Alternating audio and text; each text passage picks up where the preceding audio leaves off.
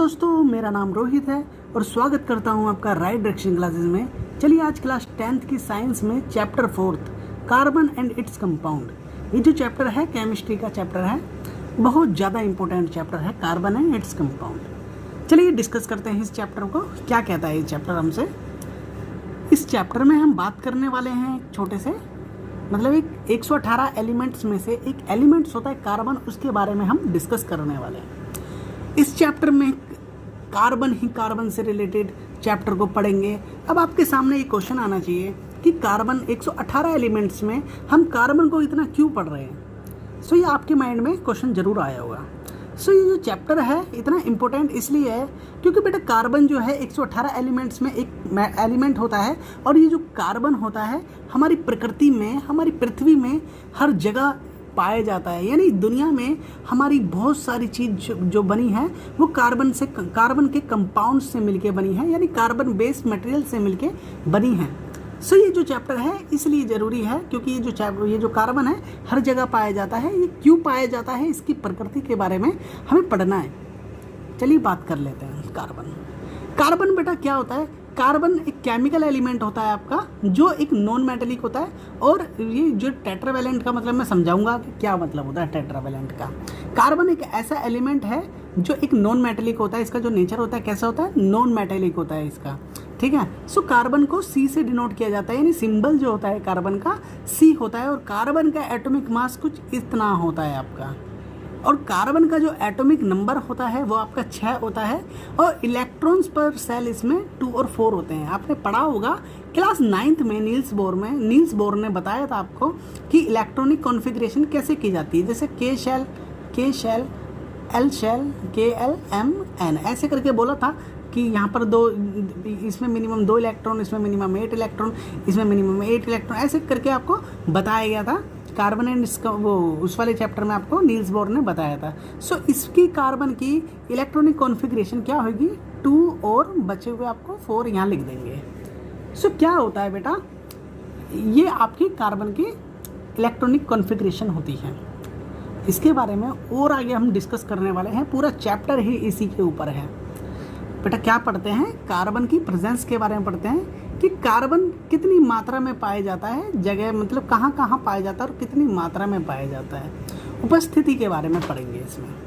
सो बेटा कार्बन जो होता है बेटा, अगर आप भूप्रपट्टी का मतलब होता है जो अर्थ की क्रस्ट होती है बेटा, मतलब जो अर्थ की क्रस्ट होती है उसमें कार्बन 0.02% पाया जाता है कार्बन। और किस फॉर्म में पाया जाता है बेटा, एज ए मिनरल्स की फॉर्म में पाया जाता है। जैसे कार्बोनेट, हाइड्रोजन कार्बोनेट और जैसे कोयल पेट्रोलियम। ये जो कार्बन होता है अर्थ की क्रस्ट में 0.02% पाया जाता है। किस रूप में पाया जाता है बेटा, एज ए मिनरल्स की फॉर्म में पाया जाता है। मिनरल्स जैसे कार्बोनेट्स होता है, हाइड्रोजन कार्बोनेट्स होता है, कोयल पेट्रोलियम, इस रूप में ये हमारी अर्थ की क्रस्ट के अंदर पाया जाता है। सो बात कर लेते हैं, ये तो आपकी अर्थ की क्रस्ट के अंदर की बात हो गई है। अब बात कर लेते हैं क्या ये हमारी एटमॉस्फेयर में पाया जाता है। सो यस, कार्बन हमारे एटमॉस्फेयर में भी पाया जाता है। कार्बन हमारे एटमॉस्फेयर में 0.03% पाया जाता है। और ये जो पाया जाता है बेटा कुछ गैसेस की फॉर्म में पाया जाता है, जैसे कार्बन डाइऑक्साइड है ना, और आपका जैसे कार्बन डाइऑक्साइड और कार्बन मोनोऑक्साइड की फॉर्म में ये हमारी पर्यावरण में पाया जाता है बेटा, ठीक है ये दोस्तों। चलिए प्रेजेंस के बारे में पता लगा आपको कार्बन की। चलिए कर लेते हैं हम कोवेलेंट बॉन्ड के ऊपर। कोवेलेंट बॉन्ड्स क्या होते हैं, इससे रिलेटेड जो टर्म्स हैं आगे आने वाली हैं, तो हमें को कोवेलेंट बॉन्ड के बारे में हमें पूरी तरह पता होना चाहिए। कोवेलेंट बॉन्ड होता क्या है रियली। सो अगर आप डेफिनेशन से देखेंगे कोवेलेंट बॉन्ड को, so a covalent bond is formed by equal sharing of electrons. बेटा क्या होता है कोवेलेंट बॉन्ड, दो एटम्स के बीच में बेटा इलेक्ट्रॉन्स की इक्वल शेयरिंग होती है। इसमें क्या होता है बेटा, दो इलेक्ट्रॉन के बीच में, वो दो एटम्स के बीच में इक्वल इलेक्ट्रॉन्स का शेयरिंग की जाती है। बेटा डोनेटिंग और बेटा शेयरिंग में अंतर होता है। सो बेटा डोनेटिंग का मतलब पूरे वो अपने इलेक्ट्रॉन्स को दे देगा, फिर उसका कोई काम नहीं होगा। जबकि शेयरिंग में क्या करता है, दो एटम्स के इलेक्ट्रॉन एक दूसरे को शेयरिंग कर दिए जाते हैं, एक दूसरे की ज़रूरत को पूरे कर दिए जाते हैं, जिसकी वजह से वो उनका ऑक्टेट पूरा हो सके। सो कोवेलेंट बॉन्ड ऐसे बॉन्ड को बोला जाता है जिसमें इक्वल शेयरिंग ऑफ इलेक्ट्रॉन्स होते हैं दो एटम्स के बीच में। सो ये कोवेलेंट बॉन्ड की डेफिनेशन है। जबकि आयनिक बॉन्ड में क्या होता था, जो इलेक्ट्रॉन्स होते थे वो तो या तो डोनेट कर दिए जाते थे या गेन कर लिए जाते थे। सो ये होता था आपका आयनिक बॉन्ड, और ये आपका कोवेलेंट बॉन्ड में इक्वल शेयरिंग ऑफ इलेक्ट्रॉन होते हैं। ठीक है बच्चे। अच्छा, क्या होता है कोवेलेंट बॉन्ड ना दो तरीके से अचीव किए जा सकते हैं। Covalent bond can be achieved in 2 ways. Covalent bond जो होते हैं 2 तरीके से अचीव किया जाते हैं, या तो सेम काइंड के एटम्स के बीच में हो सकता है, या वो डिफरेंट काइंड के एटम्स के बीच में हो सकता है। कोवेलेंट बॉन्ड जो होते हैं या तो सेम प्रकार के एटम्स के बीच में बनाया जा सकता है, जैसे हाइड्रोजन और हाइड्रोजन के बीच, क्लोरीन और क्लोरीन के बीच, ठीक है, और जैसे ऑक्सीजन और ऑक्सीजन के बीच, ठीक है। इस सेम काइंड के इलेक्ट्रॉन होते हैं बेटा, एक ही तरह के, मतलब एक ही तरह के एटम्स होते हैं, इलेक्ट्रॉनिक एटम्स होते हैं, एक ही तरह के इलेक्ट्रॉन्स, एक ही तरह के एटम्स के बीच में इक्वल इलेक्ट्रॉन की शेयरिंग होती है, ठीक है। और दूसरा तरीका क्या होता है अचीव करने का, डिफरेंट काइंड। डिफरेंट काइंड में बेटा क्या होता है कि एक एटम्स अलग हो सकता है, दूसरा एटम्स भी अलग हो सकता है। जैसे यहाँ पर एग्जांपल मीथेन का बताया है, CH4 का बताया है बेटा। इसमें डिफरेंट प्रकार के, मतलब डिफरेंट एटम्स के बीच में कोवेलेंट बॉन्डिंग बनाई जा सकती है। जैसे कार्बन 4 हाइड्रोजन के बीच में बॉन्डिंग बनाएगा, H2O का जो कंपाउंड है ये 2 हाइड्रोजन और 1 ऑक्सीजन के बीच में कोवेलेंट बॉन्ड बनाएगा। कोवेलेंट बॉन्ड, हम कोवेलेंट बॉन्ड के कुछ एग्जाम्पल पढ़ेंगे कैसे बेटा। कोवेलेंट बॉन्ड इन कार्बन, अब पहले देखो कोवेलेंट बॉन्ड के हम एग्जांपल इक्वल शेयरिंग जो कह रहे हैं, इसको हम करके दिखाएंगे आगे चल के कैसे करेंगे कोवेलेंट बॉन्ड की इक्वल शेयरिंग। जैसे कार्बन की बात कर लेते हैं। सो कार्बन में जो पाया जाता है नेचर, वो कोवेलेंट बॉन्ड का पाया जाता है। ऐसा कैसे, ऐसा क्यों, कार्बन डोनेट क्यों नहीं कर सकता है और गेन क्यों नहीं कर सकता है। सो यहाँ देख लेते हैं बेटा। ये जो 2 पॉइंट थे बुक में काफ़ी इंपॉर्टेंट पॉइंट थे, मैंने यहाँ पर लिख लिए हैं। सो बेटा क्या बोला इन्होंने, carbon can not gain 4 electrons. बेटा कार्बन क्या करता है, कार्बन को 4 इलेक्ट्रॉन्स लेना बेटा बहुत ज़्यादा मुश्किल हो सकता है, और बहुत मतलब पॉसिबल ही नहीं हो सकता है। कि ऐसा क्यों, क्योंकि आपको मैंने बताया था कि जो बेटा किसी भी एटम्स में जो एटम होता है आपका, एटम्स में बेटा कोई भी एटम इलेक्ट्रिकली न्यूट्रल होता है ना, आपको पता था क्यों होता है, क्योंकि नंबर्स ऑफ प्रोटॉन आपके इलेक्ट्रॉन के बराबर होते थे। अब क्या होता है, ये हम एटम्स के रूप में कार्बन का एग्जांपल ले लेते हैं।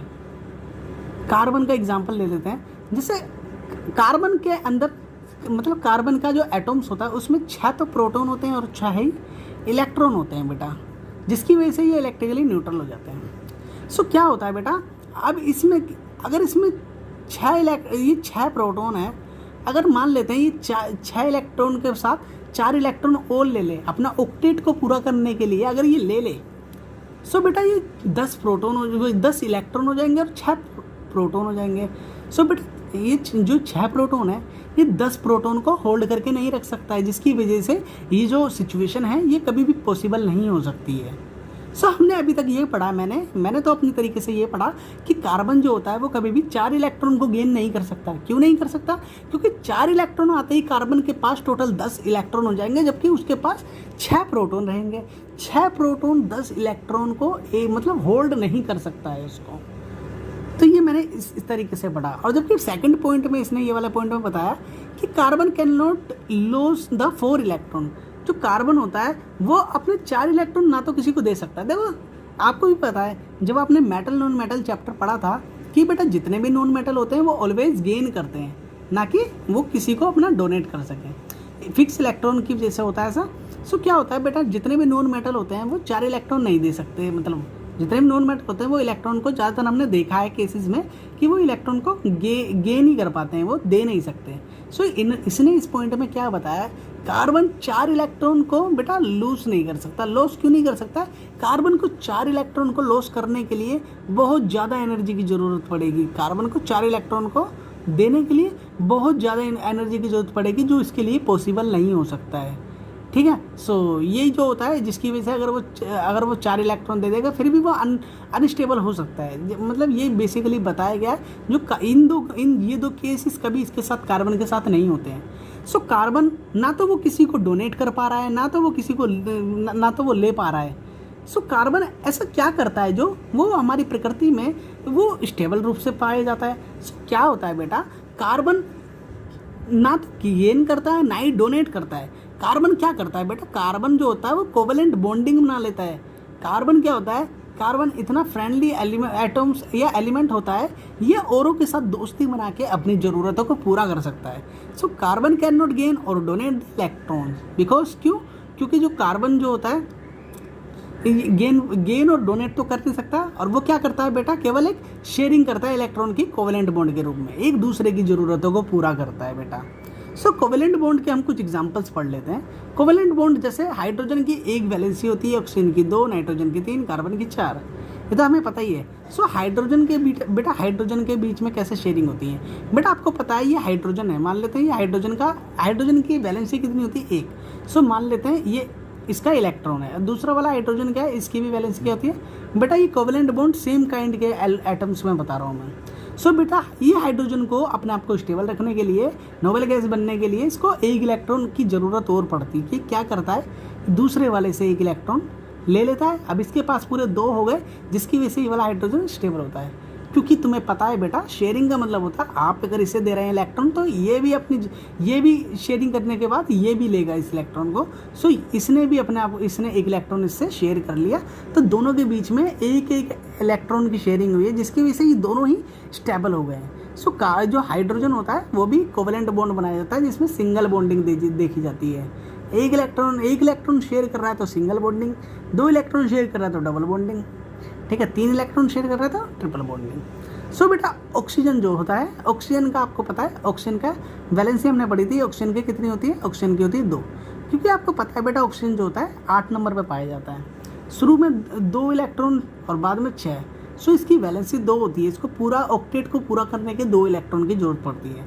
सो बेटा क्या होता है, देखिए ये ऑक्सीजन होता है अंदर वाली शेल में कि 2 इलेक्ट्रॉन है, देखिए है ना, अंदर वाली शेल में ये 2 इलेक्ट्रॉन है ना, और बाहर वाली शेल में देखिए बचे हुए 6 हैं, 1 2 3 4 5 है ना, और मतलब 1 2 3 4 5 6। सो मतलब क्या हुआ, लास्ट वाली शेल में इन्होंने क्या करा, 6 इलेक्ट्रॉन रख दिए। अब क्या हुआ, इसने भी 6 इलेक्ट्रॉन लास्ट वाली शेल में रख दिए, इसने भी 6 इलेक्ट्रॉन। अब ये क्या करेंगे बेटा, 2 इलेक्ट्रॉन दूसरे वाले से ले लेंगे अपना, मतलब बॉन्ड शेयरिंग करने के लिए, अपने आप को स्टेबल रखने के लिए 2 इलेक्ट्रॉन इस वाले ऑक्सीजन से ले लेगा, और ये 2 इलेक्ट्रॉन अपने आप को स्टेबल रखने के लिए ये ऑक्सीजन से ले लेगा। तो क्या होगा, ये दोनों के बीच में स्टेबिलिटी पाई जाएगी, हो जाएगी, डबल बॉन्डिंग पाई जाएगी, ऑक्सीजन और ऑक्सीजन के बीच में डबल बॉन्डिंग पाई जाती है बेटा, ठीक है बेटा। सो ऐसी एग्जाम्पल देख लेते हैं नाइट्रोजन का। नाइट्रोजन की जो वैलेंसी होती है वो 3 होती है बेटा। सो क्या होता है, शुरू आप कितने पे पाया जाता है नाइट्रोजन पाया जाता है 7 नंबर पे। तो 2 इलेक्ट्रॉन तो अंदर आ गए, स्टेबल हैं ये अंदर से इलेक्ट्रॉन, क्योंकि मिनिमम शेल में 2 होने चाहिए नीचे वाली शेल में। और जो बाहर वाली शेल जैसी है ये वाली के एल शेल, इसमें देखिए कितने इलेक्ट्रॉन है, इसमें देखो 7 नंबर, एटॉमिक नंबर 7 होता है, 2 इलेक्ट्रॉन यहाँ गए और 5 बाहर वाली शेल में लिख लिए।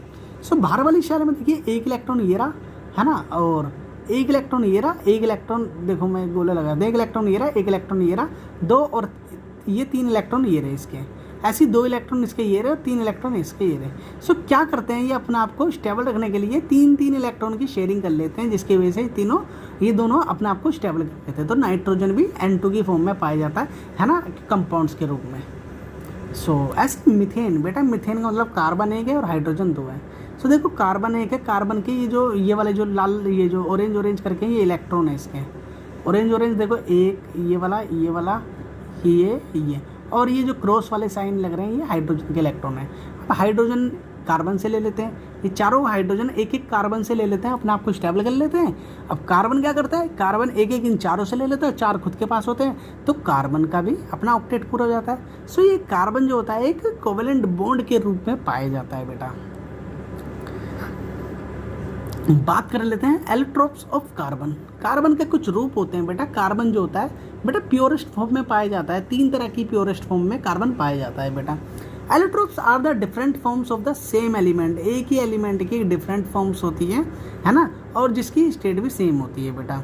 जैसे कार्बन के 3 एलोट्रोप्स होते हैं, एक होता है आपका एक आपका होता है ग्रेफाइट ग्रेफिन्स, है ना, एक होता है डायमंड। बेटा ग्रेफिन्स को आप वो फ्लोरेंस भी कहते हैं, C60 कहते हैं बेटा। सो बेटा क्या होता है, पहली फॉर्म पढ़ लेते हैं हम इसकी, डायमंड।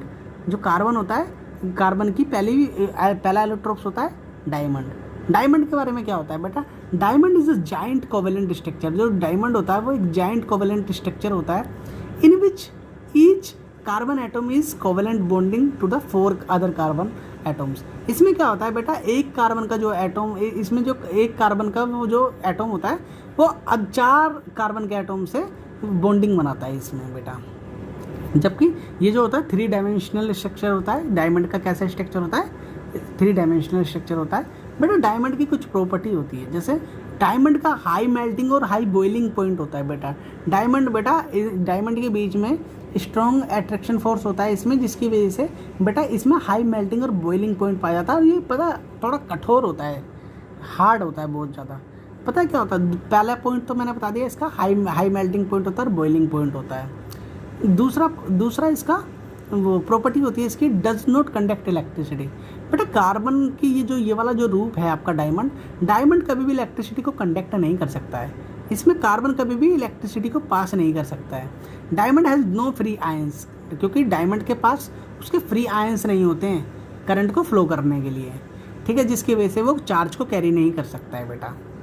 सेकंड प्रॉपर्टी ये थी। थर्ड प्रॉपर्टी बेटा इसकी कठोरता से रिलेटेड है, हार्डनेस से रिलेटेड है बेटा। बहुत ज़्यादा हार्ड होता है डायमंड। क्या होता है, डायमंड हमारी पृथ्वी में सबसे कठोर पदार्थ के रूप में, मतलब सबसे कठोर एलिमेंट के रूप में भी पाया जाता है। Diamonds 3 dimensional tetrahedral structure with the strong covalent bond. इसके अंदर क्या होता है, कार्बन इसका बहुत ज़्यादा स्ट्रॉन्ग कोवेलेंट बॉन्ड बना होता है, जिसकी वजह से ये बहुत ज़्यादा हार्ड होता है बेटा डायमंड। चलिए दोस्तों स्टार्ट करते हैं ग्रेफाइट के पॉइंट को। जो ये ग्रेफाइट जो होता है ये कार्बन की प्योर फॉर्म होती है बेटा, ठीक है बेटा। डायमंड और ग्रेफाइट की फॉर्म जो प्योर फॉर्म होती है, इसमें क्या डिफरेंस होता है बेटा, एक हल्का सा डिफरेंस होता है। जो डायमंड जो होता था उसका एक कार्बन का एटम जो होता था 4 अदर कार्बन के एटम्स के साथ बॉन्डिंग, कोवेलेंट बॉन्डिंग बना लेता था। जबकि जो ग्रेफाइट होता है इसका कार्बन का एक एटम जो होता है बेटा वो कार्बन के 3 एटम्स के साथ बॉन्डिंग बना सकता है। बस इतना सा अंतर होता है ग्रेफाइट और उसमें।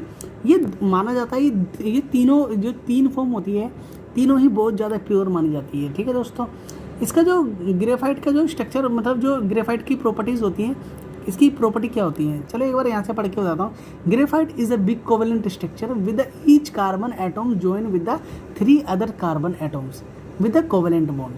तो ये तो मैंने बता दिया, इसमें हर एक कार्बन, ईच कार्बन जो होता है, हर एक कार्बन जो होता है, कार्बन का जो एटम होता है वो अदर 3 कार्बन एटम्स के साथ कोवेलेंट बॉन्डिंग बनाता है ग्रेफाइट में। बेटा ग्रेफाइट एक ऐसा नॉन मेटल होता है जो बेटा नॉन मेटल होने के बाद भी इलेक्ट्रिसिटी को कंडक्ट कर सकता है। ये आपने मेटल और नॉन मेटल चैप्टर में ज़रूर पढ़ा होगा। सो ग्रेफाइट की कुछ प्रॉपर्टीज़ के बारे में डिस्कस कर लेते हैं। सो इसकी हाई मेल्टिंग पॉइंट और बॉइलिंग पॉइंट होता है। ये जो ग्रेफाइट होता है इसका मेल्टिंग पॉइंट और बॉइलिंग पॉइंट दोनों हाई होता है। Graphite's many covalent bonds are strong and substantially energy is needed to break them. क्या होता है, ग्रेफाइट का जो होता है मेल्टिंग और बॉइलिंग पॉइंट दोनों ही हाई होता है। बहुत सारे ग्रेफाइट्स की फॉर्म ऐसी होती है जो कोवेलेंट बॉन्ड के रूप में पाई जाती है और उनके बीच में बेटा बॉन्डिंग जो होती है बहुत ज़्यादा स्ट्रॉन्ग होती है और उसको तोड़ने के लिए, उस बॉन्डिंग को तोड़ने के लिए बेटा बहुत ज़्यादा एनर्जी की ज़रूरत पड़ती है। सो कह सकते हैं हम ग्रेफाइट की जो पहली प्रॉपर्टी होती है उसका मेल्टिंग और बॉइलिंग पॉइंट दोनों ही हाई होता है बेटा। सो दूसरी चीज़ क्या होती है बेटा, गुड इलेक्ट्रिकल कंडक्टिविटी। मैंने बताया था जो आपका ग्रेफाइट होता है वो एक गुड कंडक्टर ऑफ इलेक्ट्रिसिटी के रूप में भी जाना जाता है। कैसे बेटा, इसमें कार्बन के जो एटम्स होते हैं ना, अब क्या होता है कार्बन के एटम्स जो होते हैं, इसमें कार्बन के जो एटम्स होते हैं उसमें जो बेटा इलेक्ट्रॉन्स होते हैं वो अनबाउंडेड पाए जाते हैं, जिसकी वजह से जो इलेक्ट्रॉन जो होते हैं बेटा वो आसानी से आयोनाइज हो सकते हैं और बेटा फ्री हो सकते हैं। वो किसी भी मतलब उसके इलेक्ट्रॉन फ्री हो जाते हैं जिसकी वजह से वो चार्ज को कैरी कर सकें। सो जिसकी वजह से ये इलेक्ट्रिसिटी को कंडक्ट कर सकता है। सो ग्रेफाइट की सेकंड प्रॉपर्टी होती है कि ये इलेक्ट्रिसिटी कंडक्टिविटी कर सकते हैं बेटा। और बेटा सॉफ्टनेस भी पाई जाती है। ग्रेफाइट की बहुत सारी फॉर्म ऐसी होती है जिसमें उसमें फोर्स वीक होने की वजह से थोड़े से ये तो होते हैं जो काफ़ी सॉफ्ट होते हैं बेटा, ठीक है। और बेटा ग्रेफाइट के बारे में कुछ इस तरीके से मैंने बताया। और ग्रेफाइट जो होता है बेटा पेंसिल्स की नोक वगैरह के बनाने के लिए यूज़ किया जाता है।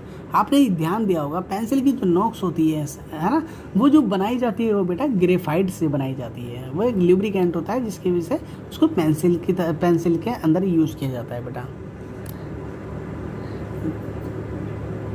ठीक है दोस्तों, ग्रेफाइट में क्या होता है, ग्रेफाइट का यूज़ लुब्रिकेंट के रूप में और पेंसिल्स के अंदर भी किया जाता है। सो जो अगला जो प्योरेस्ट फॉर्म जो है आपकी बिकमिनिस्टर फ्लोरेंस जो होता है आपका C60 के नाम से जाना जाता है बेटा। इसके बारे में ज़्यादा नहीं लिखा है मैंने, क्योंकि मुझे भी इसके बारे में ज़्यादा नॉलेज नहीं थी, है ना। थोड़ा सा ये इसके बारे में भी लिमिटेड नॉलेज, आपके किताब में भी लिमिटेड ही नॉलेज, इतना ही बताया, ज़्यादा इसके बारे में नहीं बताया। वो इसलिए नहीं बताया क्योंकि इसके बारे में अभी भी स्टडी चल रही है। इसके बारे में साइंटिस्टों की कभी ठीक से कंफर्मेशन नहीं है, और जब ये पूरी तरह तैयार हो जाएगा, पूरी तरह इसकी थ्योरी तैयार हो जाएगी, है ना, पूरी तरह इसके बारे में नॉलेज तैयार हो जाएगी, तो क्या पता ये इन फ्यूचर आने वाली किताब में ये पूरी तरह एक्सप्लेन करा जाएगा। सो ये C60 जो होता है बेटा, ये भी कार्बन का एक प्योरेस्ट फॉर्म होती है, कार्बन की एक प्योरेस्ट फॉर्म होती है जिसको C60 के नाम से जाना जाता है बेटा। इसका जो स्ट्रक्चर होता है थोड़ा सा केज शेप का होता है, फुटबॉल लाइक स्ट्रक्चर होता है बेटा। इसका स्ट्रक्चर जो होता है फुटबॉल की तरह होता है बेटा। ये जो C60 होता है बेटा, तैयार करने के लिए इसको बेटा कुछ इसका प्रोसेस होता है, इसका भी तैयार C60 को कैसे तैयार किया जाता है।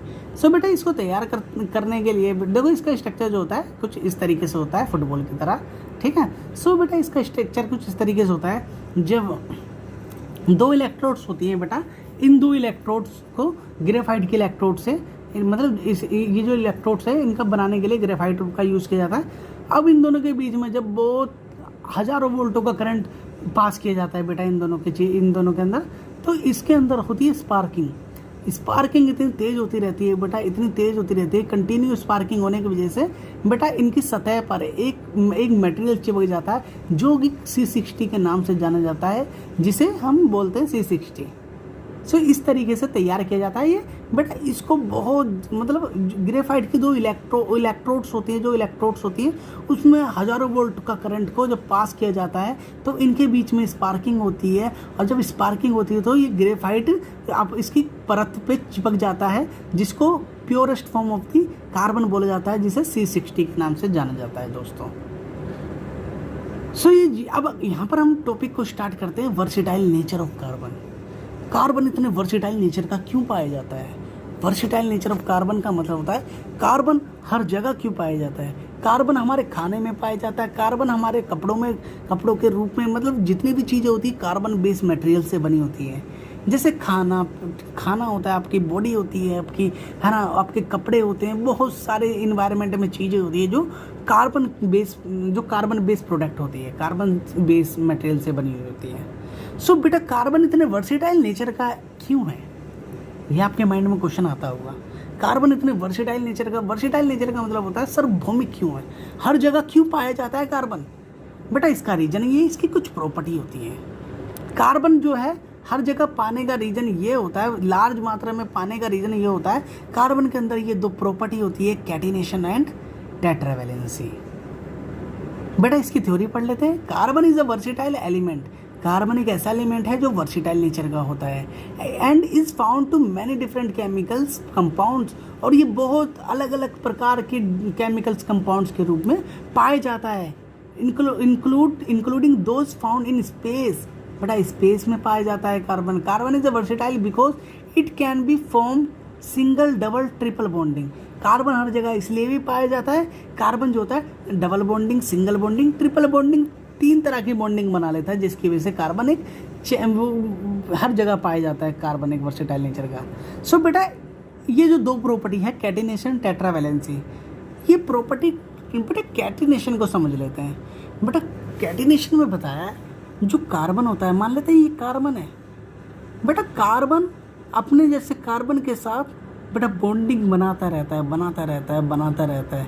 ये कार्बन अपने ही जैसे कार्बन के साथ बॉन्डिंग बना, इसके पास ऐसी पावर होती है ये कभी भी नहीं थकेगा, बनाता रहेगा बॉन्डिंग। और बेटा इनका जो बॉन्डिंग होने वाली है, एक आपने सुना होगा, जैसे जैसे आपने चैन चैन करके गेम खेला होगा, जिसमें स्कूल में सभी बच्चे एक दूसरे का हाथ पकड़ के बच्चों अदर चिल्ड्रंस को या अदर बच्चों को पकड़ते थे। सो इसमें क्या होता था, जैसे जैसे लंबी चैन बन जाती थी वो चैन थोड़ी सी कमज़ोर हो जाती थी। मतलब आपको भी ये तो नॉर्मली होता है, जैसे जैसे चैन बढ़ेगी वैसे वैसे वो चैन कमज़ोर हो जाएगी। 4-6 बच्चे इधर को भाग गए, 4-6 बच्चे इधर को भाग गए, जिसकी वजह से बॉन्डिंग टूट जाती थी चैन चैन वाले गेम में। और जबकि कार्बन के पास भी कुछ ऐसा होना चाहिए था, लेकिन कार्बन के पास तो नहीं होता ऐसा। कार्बन अपने जैसे कार्बन के साथ लाखों का अनगिनत बॉन्डिंग बना सकता है, और वो भी स्ट्रॉन्ग बॉन्डिंग।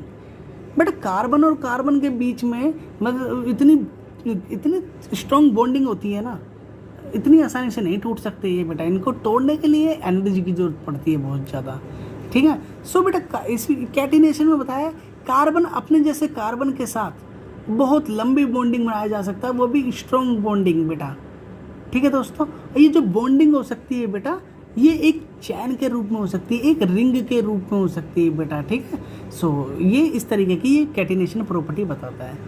अच्छा बेटा, इतनी स्ट्रॉन्ग बॉन्डिंग होने की वजह से होने का रीज़न क्या होता है, इतनी स्ट्रॉन्ग बॉन्डिंग कैसे बना लेता है ये? तो बेटा कार्बन के जो एटम्स होते हैं बहुत ज़्यादा छोटे होते हैं, जिसकी वजह से बहुत ज़्यादा स्ट्रॉन्ग बॉन्डिंग पाई जाती है। चलिए आप एक एग्जांपल देख लेते हैं। आपने देखा होगा सीमेंट, आपने देखा होगा सीमेंट के जो पार्टिकल्स होते हैं बहुत ज़्यादा छोटे छोटे होते हैं। अगर आप सीमेंट के बोरे पे अगर पानी डाल दो तो इतनी तगड़ी बॉन्डिंग बन जाती है उसमें कि आप मानेंगे नहीं, और इतनी स्ट्रॉन्ग बॉन्डिंग बन जाती है क्योंकि सीमेंट के पार्टिकल बड़े छोटे छोटे थे जिन्होंने एक दूसरे को बहुत कस के पकड़ लिया पानी का कॉन्टैक्ट में आने के बाद। और दूसरा एग्जांपल ले लेते हैं बेटा, आपने देखा होगा रेत वगैरह जो होती हैं उसके पार्टिकल जो होते हैं सीमेंट से बड़े होते हैं। अब रेत वगैरह अगर आप दीवार पे फेंक के मारेंगे तो वो टूट जाती है। क्यों? क्योंकि बेटा जो रेत के पार्टिकल्स होते हैं बड़े होते हैं, बड़े पार्टिकल्स के बीच में क्या होता है, होल्डिंग रहने की जो क्षमता होती है, कैपेसिटी होती है, वो कम होती है। सो कार्बन का एटम जो छोटा होता है इसका रीजन ही होता है ये बहुत ज़्यादा स्ट्रॉन्ग बॉन्डिंग बना पाता है। सो दूसरा रीजन इसका होता है टेट्रावैलेंसी। बेटा टेट्रावैलेंसी का मतलब होता है बेटा कार्बन के पास 4 इलेक्ट्रॉन होते हैं, यानी 4 वैलेंसी होती है। कार्बन के पास 4 इलेक्ट्रॉन होते हैं एंड वाली शेल में, और उसकी 4 वैलेंसी होती है बेटा। अब बेटा कार्बन के पास 4 वैलेंसी होती है तो कार्बन अपने आप को अपना ऑक्टेट को पूरा करने के लिए हर किसी से दोस्ती करने लगता है। कार्बन अपने जैसे मतलब कार्बन अपनी ज़रूरत को पूरा करने के लिए अदर एटम्स, अदर एलिमेंट्स के एटम के साथ भी बॉन्डिंग बना सकता है। तो कार्बन की ये वाली जो 4 वैलेंसी होती है ये कार्बन को बेटा दोस्ती करने में इसको प्रेरित करती है। इसको कार्बन का जो 4 इलेक्ट्रॉन की वैलेंसी होती है, कार्बन की 4 वैलेंसी की वजह से कार्बन क्या करता है, किसी के भी साथ बॉन्डिंग बना लेता है बेटा, वो भी कोवेलेंट बॉन्ड बना लेता है। सो ये जो रीजन था बेटा कार्बन, इसलिए हर जगह जगह पाया जाता है। कार्बन का जो प्रोडक्ट होते हैं हमारे इन्वायरमेंट, हमारे क्रस्ट में, हमारे रेगुलर लाइफ में हम देखते हैं कितने सारे एग्जांपल्स, ये सभी कार्बन बेस्ड एटम्स मटेरियल से बने हुए होते हैं। क्यों बने हुए होते हैं? कार्बन की इन दोनों प्रॉपर्टीज़ की वजह से ये जगह जगह पाए जाते हैं बेटा। ठीक है दोस्तों, कार्बन कंपाउंड्स के बारे में ये पढ़ा हमने।